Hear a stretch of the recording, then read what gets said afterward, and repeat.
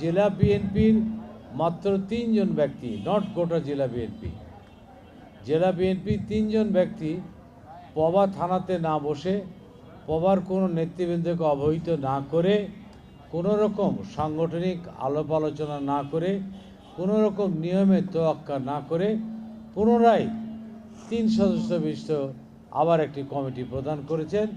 সেটা গোপনে একজনের স্বাক্ষরে এইরকম অগণতান্ত্রিক এবং কেন্দ্রের নির্দেশের বিপরীতে ঘরে বসে কমিটি গঠনের তীব্র নিন্দা এবং প্রতিবাদ জানাচ্ছি। কেন্দ্রের কাছে দাবি করছি অবিলম্বে এটার প্রতি নজর দিয়ে তদন্ত করে সরজমিনে নেতাকর্মীদের মতামত নিয়ে পবা উপজেলা কমিটি গঠন করা হোক। ইতিহাস তুলে ধরুন, ইচ্ছে ঘাট দখল করেছে সমস্ত এবং এস.এম. আলমগীর কমিটি সম্পন্ন করা হয়।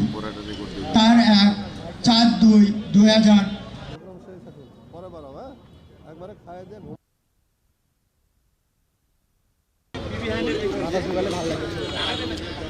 পিছের চেয়ার আছে, একটু বসেন। সম্মানিত